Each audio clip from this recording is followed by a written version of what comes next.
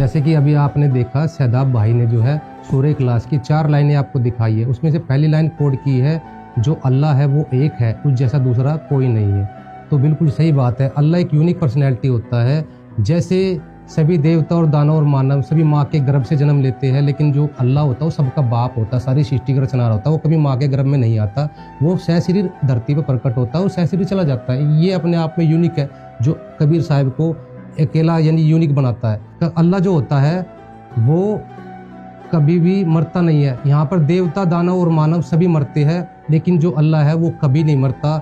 यहाँ पर देवता दानव और मानव सभी जो है अपने कर्म में बंधे हुए हैं, अपने कर्मों का फल भोगते हैं, लेकिन जो परमात्मा होता है वो पाप कर्मों को काटता है, वो भोगता नहीं है। कुरान शरीफ का जो चैप्टर 40 है उसकी आयत 1 और 2 में लिखा हुआ है वो अल्लाह पापों को काटने वाला है। आगे ही आयत 12 में लिखा हुआ है वो जो अल्लाह है वो कबीर है, वो सर्वोपरि अल्लाह कबीर है, अलीउल कबीरा, सर्वोपरि अल्लाह कबीर है, और वो जो है अस्तकत का मालिक है। ये कुरान शरीफ में लिखा है, वो पापों को काटने वाला है, पापों को हरने वाला है। और यही वेद बताते हैं, यजुर्वेद अध्याय 5 के श्लोक 32 में लिखा है, कबीर अंगारसी कबीर बम्भारिसी, यानी कबीर जो साहिब जो है पापों को काटने वाले हैं, बंधनों को काटने वाले हैं। तो ये यजुर्वेद में भी लिखा हुआ है।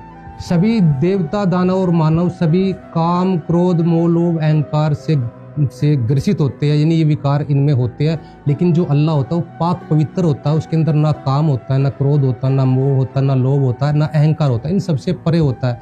तो ये सभी चीज़ें कबीर साहब को एक यूनिक बनाती है कि उन जैसा दूसरा कोई इस धरती में, इस सृष्टि में है ही नहीं जैसा वे है। तो दर्शकों, आपने अभी सुने संत रामपाल जी महाराज के शिष्य के विचार, जिसमें उन्होंने सिद्ध किया कि पवित्र कुरान शरीफ पुस्तक के सूरह अल इखलास 112 की आयत 1 से 4 की पहली लाइन में जो एक अल्लाह की बात की गई है वह अल्लाह कबीर जी है। तो आइए अब वीडियो में आगे बढ़ते हैं।